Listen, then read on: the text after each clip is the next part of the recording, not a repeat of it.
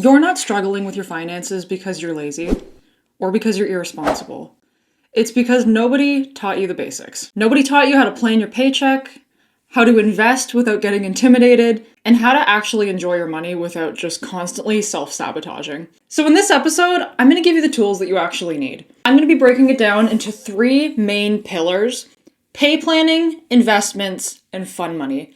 And make sure you stick around to the end because the last pillar is one that I think often gets neglected, but it's actually something that can make or break your financial planning if you ignore it.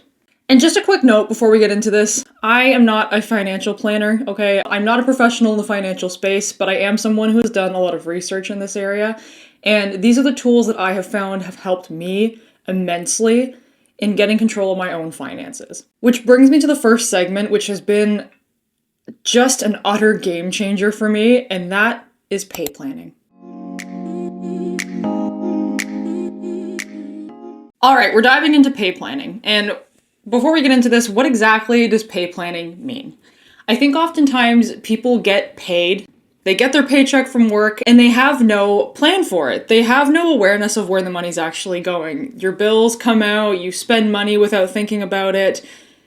You might throw some money into savings if there's some left over, but you constantly find yourself not having a solid grasp on how much money you have and where it's going to each individual area. And so having some sort of structure for planning your pay is crucial. So the first thing I want to talk about under this pillar is assigning a purpose to every dollar that you make.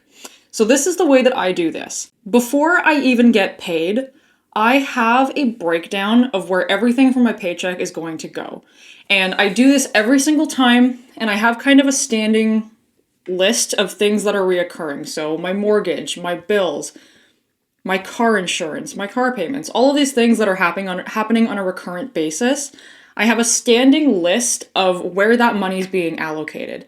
And I keep this in a notes app on my phone, so it's really easy to access. Every time I get paid, I just open up this notes app. I have my plan for my paycheck right there, and it's like, okay, this amount of money's going here, this amount of money's going here.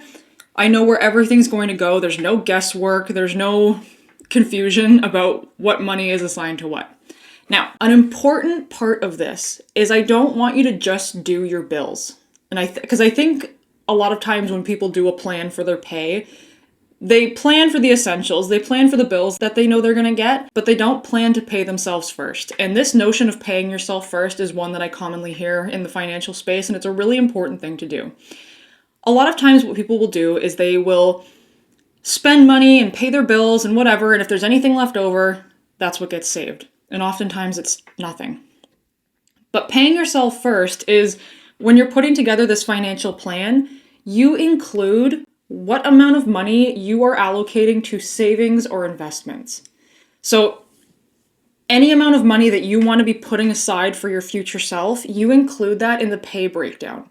Okay? So I'll give you an example for me. In my personal breakdown of my paycheck, along with my bills and my mortgage and everything like that, I have an amount for savings, I have an amount for investments, and I have an amount that automatically goes into an RRSP every 2 weeks.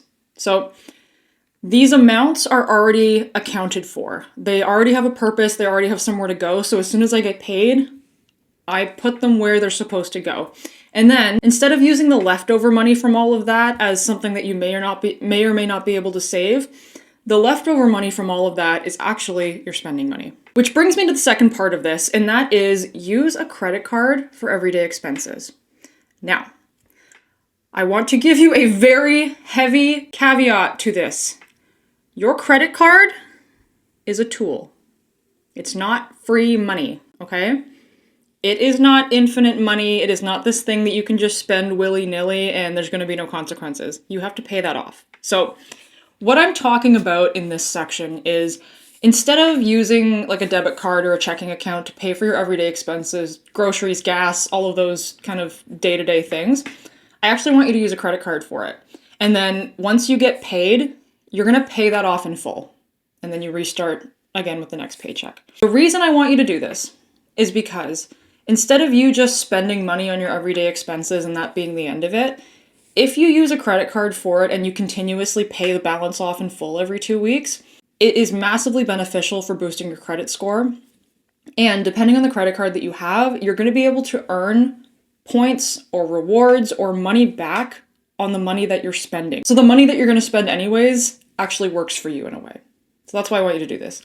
But if you are going to do this, please, please, please make sure you're paying it off in full every single time you get paid, okay? This is not a practice of spending more money because you suddenly have this credit card and it's easier to do so and then racking up debt over time, okay? The interest on a credit card is typically extremely high, and if you keep carrying over balances week to week, the interest can snowball so quickly that it becomes very difficult to pay that debt down. So this is something that is a very useful tool to use, but one that you need to use carefully, okay? This is not party money, all right? This is not just, throwing your card around because you have a crazy high credit card limit and now suddenly it feels like you have all that money to spend.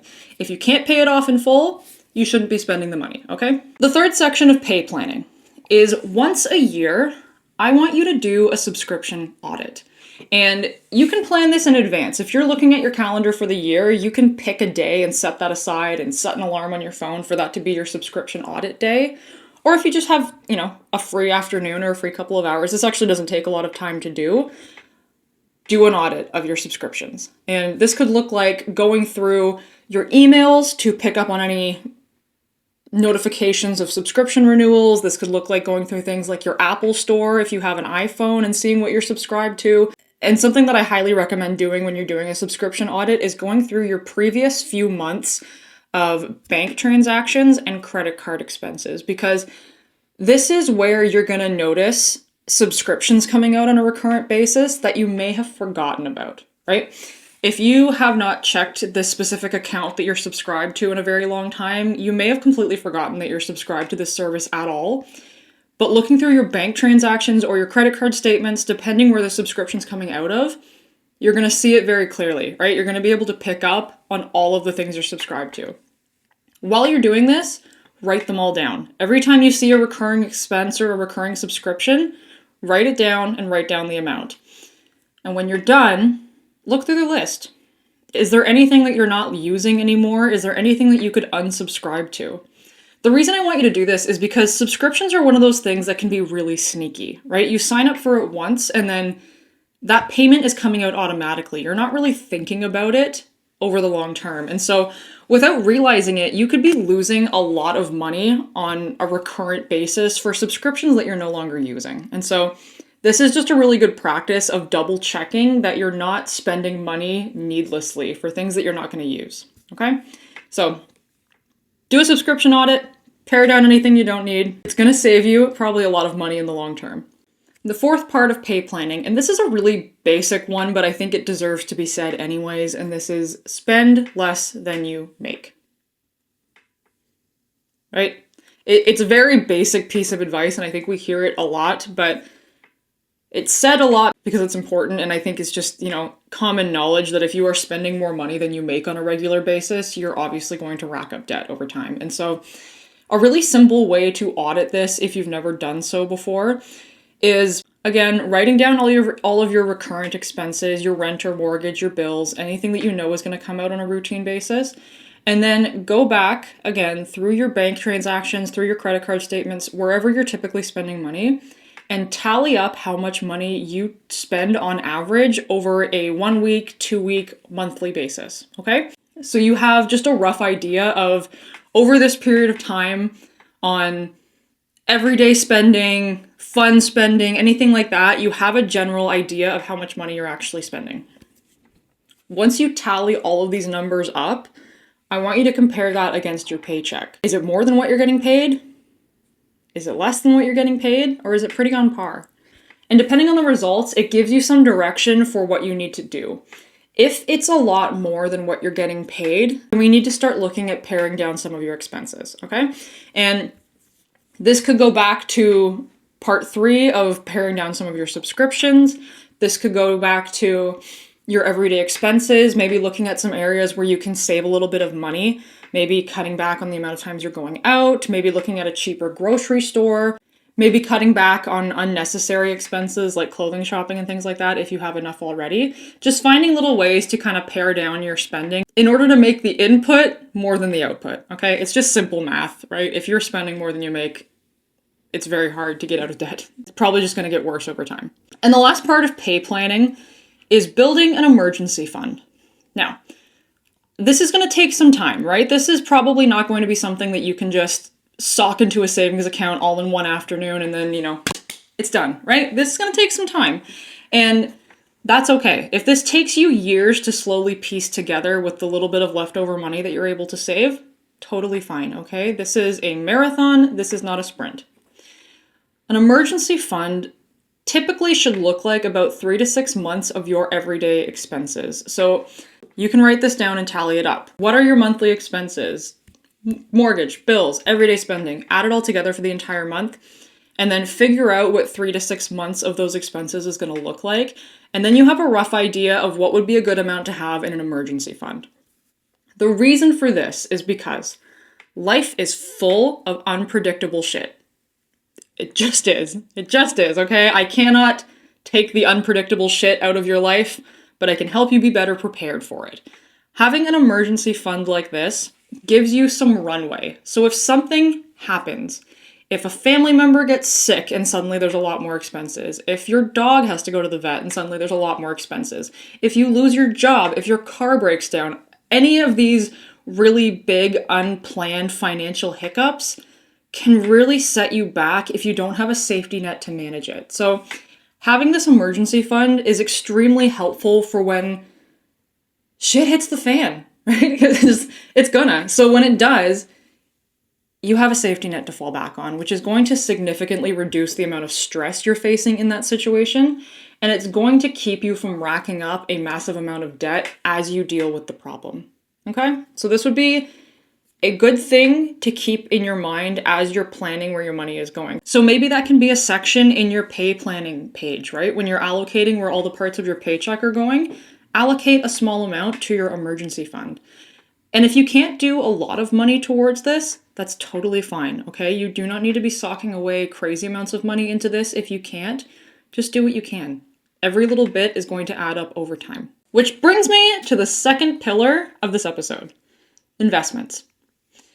Now, in order to talk to you about investments, I have to talk to you about the most basic, most important factor of it and why this is going to be so helpful for you. And I think it's a concept that a lot of people don't understand. And it makes investing your money feel very scary and intimidating. And I think it's a big reason why people don't do it.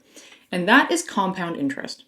This is kind of the backbone of you building wealth by investing your money over time because your returns are going to compound. In basic terms, what this means is that the amount of money that you invest initially is going to earn interest on it, which is going to make that total amount of money larger than it was initially. And then that total amount of money that now includes your initial investment and the interest is going to earn interest on itself again. And that is going to repeat year after year. So you're going to begin earning interest on your interest, right? So every time you're earning a larger amount of interest because the sum total of what you have in your portfolio increases. So I'm going to give you some simple examples to help paint a picture of this because I think that makes it a little bit easier to break down. So I want you to imagine that at the age of 20, you invested $100. In this first example, we're just going to invest $100 and we're not going to do anything else with it, okay? I'm going to give you a second example that includes recurrent contributions to your investments, but let's just say for sake of argument, $100 and that's all you do, okay? Now, in this example, I am going to assume that you get an average yearly return of 6%. So you're going to get 6% of your initial investment back as interest, okay? The reason I'm picking 6% is because a very common index fund that people will typically invest their money in is the S&P 500. And the average yearly return of the S&P 500 after inflation is about 6 to 7%. So we're leaning on the conservative side of that return. So that's why I've picked 6%. So if you invest $100 and you don't do anything else with it, you just leave it alone for decades, and you begin to earn 6% annually on that $100, By the age of 40, that $100 is going to become $320. And again, if you just leave it alone, you let it continue to grow, you let it continue to earn more interest, by the age of 60, that $100 is going to grow to $1,029. Okay? Which I know in the grand scheme of things, $1,029 by the age of 60 doesn't seem like a whole lot, but it paints a picture for you of how your initial investment can grow and snowball over time. So let me give you a second example that is really going to paint the picture of the importance of doing this consistently, even with really small amounts. Because I think a really common misconception is that if you don't have a lot of money to contribute, it's not worth contributing at all. I'm going to dispel that for you. Okay? So let's take the same example. Let's say that you invested $100 at the age of 20 and you left that $100 alone.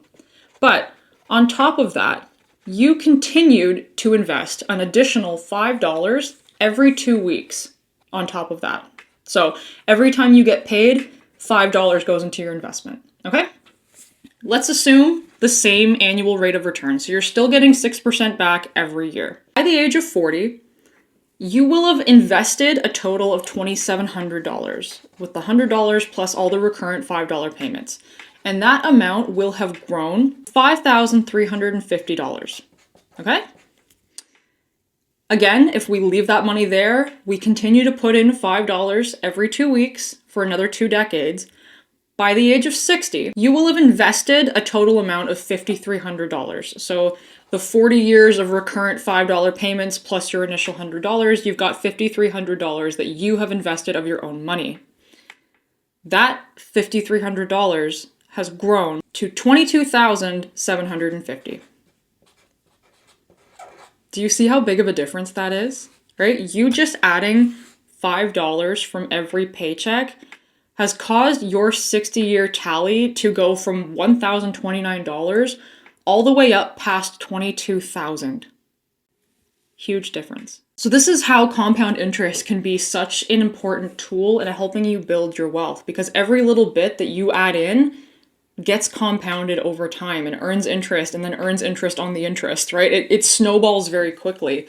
The same way that debt can snowball very quickly on a credit card because of the interest payments you have to pay, your actual wealth can snowball very quickly with your investments because of the interest you're earning back. So this is such an important thing to keep in mind.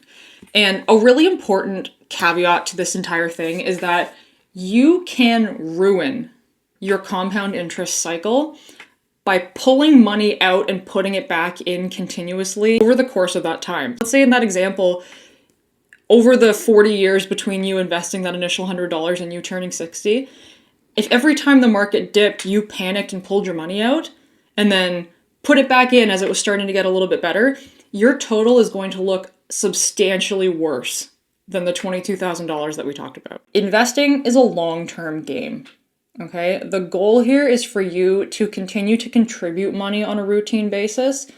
The goal here is not for you to be pulling money out and putting it back in continuously, because that's a really great way to lose money. And this leads me to a very important rule that I need you to follow as you're going to invest your money, if you're going to be managing your investments yourself. And that is, do not panic sell when the market dips. The stock market is very volatile. Now, depending on what you're investing in, it may be more or less volatile, but either way, it's going to go up, it's going to go down, it's going to be all over the place. And if you are checking your investments, day to day, week to week, all the time, that total amount that you have in your portfolio is going to go up and down all the time. Now, it's going to be going up and down all over the place day to day, but ideally over the long term, you're going to be trending upwards despite all the peaks and valleys. So if you think you are someone that is going to get very emotional and very panicked by the dips, I would recommend that you do not check your investments all that often, if at all. This actually isn't something you need to monitor day to day and make changes based on. It's something you need to just do and hold and leave alone. Which brings me to part 2 of this section, and that is, do not try to beat the market. You are going to hear so many investment crypto bros, or whatever the fuck is going on the internet, people talking about beating the stock market, right? Investing a ton of money when stocks are really low, and then as soon as they go up, selling and keeping all the money, okay? That is very, very hard to do. That takes a crap ton of skill, and even then, there is a good element of luck involved in you doing that, okay? Most people who try to beat the market by putting money in and taking money out on a repeated basis end up just losing a lot of money, okay? So, especially if you are a beginner looking into doing this for the first time, for the love of God, don't try and beat the market, okay? Don't play this like it's a gambling game. This is your future. This is your, like, nest egg, if you will. Do not gamble with that, okay? Your investments should be boring. They should be boring. It should not be this exciting thing. If someone is telling you, constantly about all the exciting things going on with their investments and all of the money they're putting in and pulling out and all this excitement, they're probably losing a lot of money, okay? Your investments should be boring as fuck. Put the money in, contribute a little bit to it over time, forget about it. Do not treat this like a game. Which brings me to the third part of this, and this runs along a similar vein. Don't try to time the market, okay? Don't try to pick the perfect time to add money into your investments. Do not sit on a ton of money and wait to do anything with it because the particular stock you're trying to invest in is not low enough yet and you're waiting for the perfect time. The perfect time almost never comes, and it will likely result in you just sitting on cash for years, which due to inflation is going to lose some of its value. You would be much better off to pick a repeated interval, so maybe once a week, maybe once every 2 weeks when you get paid, whatever it is, some repeated interval, and no matter what is going on with the stock market, you continue to invest the amount of money that you have decided on that repeated interval, okay? We're not trying to time the market. We are not trying to pick the perfect time. The biggest mistake is not investing at the wrong time. It's not investing at all because you're too busy waiting for things to be perfect, okay? There's going to be a lot of ups and downs and a lot of peaks and valleys. And so if you just continue to invest on a repeated basis, on a repeated interval, no matter what, you're going to benefit from a lot of those dips anyways, without you having to time them perfectly. Which goes back to what I just said. Your investments are not a game. Don't treat them like a game. Don't treat them like something that should be really exciting and fun. Boring. Simple, consistent, and boring. That is what I want your investments to be. Okay. Now, this is not simple, consistent, and boring. I want to talk about the third pillar of this, and that is fun money. And I felt like this was a really important one to include in this episode, and I think it's one that a lot of financial people don't talk about as much, but I think it's crucially important. Because if your financial plan does not include a plan for you just enjoying your life, you're not going to stick to it. Right? Just point blank, bottom line, if you have no way of enjoying your life throughout the midst of your financial planning, you're going to give up on it eventually. And the goal of this is consistency, right? The goal is for you to be able to keep up with this over the long term and actually follow through year after year. So we've got to add an element of fun. Which brings me to the first part of this section, and that is spend intentionally, not impulsively. So your fun money should have a little bit of planning behind it. And what I mean by that is fun money should not be just spent willy-nilly, right? Don't just throw it away on meaningless expenses. I want you to actually decide what is going to be the most valuable for you, okay? Maybe it's saving up for a really big purchase that you want. Maybe it's saving up for a trip that you've been dreaming of taking for years, okay? What are your fun financial goals? Write them down. What are the things that you want to do in your life just for fun, just out of pure enjoyment? That is where I want you to allocate your fun money. And I want you to make a concerted effort to continue to put money aside for that. So instead of a bunch of just random daily spending because this is fun money, save it and spend it on something that you truly value, okay?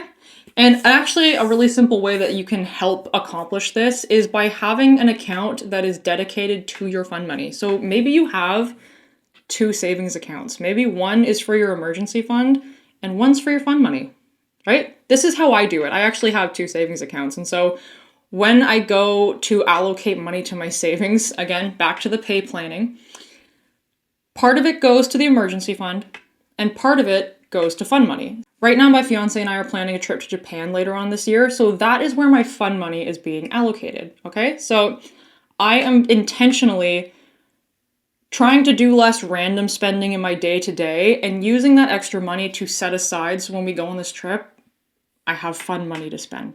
And the next part of this is try to avoid invisible spending. And this goes back to the subscription audit we talked about, is try to avoid losing money in all of these areas that you're not even really noticing. This ties into those random daily purchases that you don't think about a whole lot. This ties into the subscriptions that you forgot about, the auto renewals on payments that you've forgotten about. These are the things that are quietly going to eat away at your fun money, because I think we can all appreciate the fact that if we were to create a totem pole of, all your financial things in terms of importance, your fun money probably is at the bottom, unfortunately, because as important as it is for us to enjoy our lives and do the things that we value, you being able to pay your rent or pay your bills or have an emergency fund does take precedence in a lot of ways over this fun money. And so if you have a lot of invisible expenses and little things that are eating away at your money, it's probably going to be pulling from your fun money fund, right? It's just going to be, that ends up kind of being the default area that gets hit when you are not spending your money intentionally. And it's going to result in you not being able to do a lot of the things that you actually want to do, right? A lot of the things that you really value, a lot of the things that are going to bring that sense of enjoyment and fulfillment to your life. It should be a priority. And in order to allow it to be one, you have to be very mindful of what you're actually spending on a regular basis. The last part of this is upgrade your life very slowly. You may have already heard the term lifestyle creep.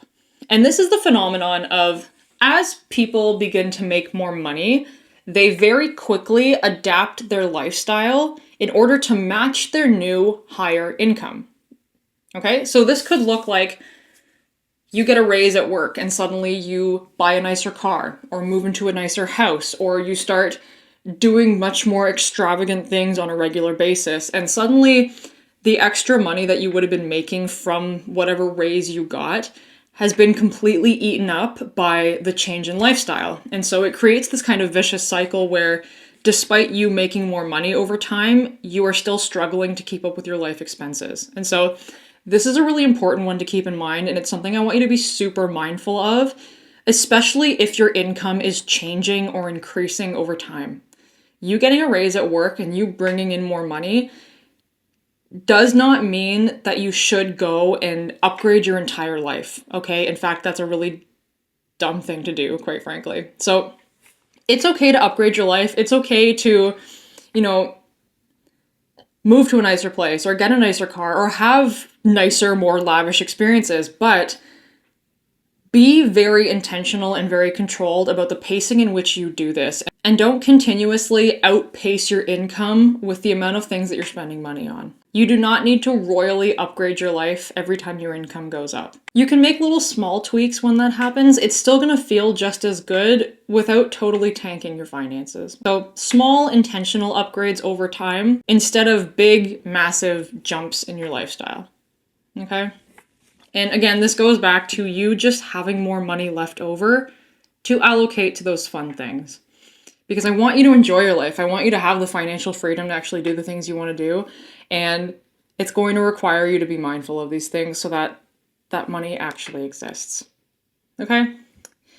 You getting control of your finances is a lot more manageable than I think a lot of people realize, and it's just a matter of implementing a lot of pretty basic tools, right? Just a lot of intentionality and planning and awareness of what you're doing with your money.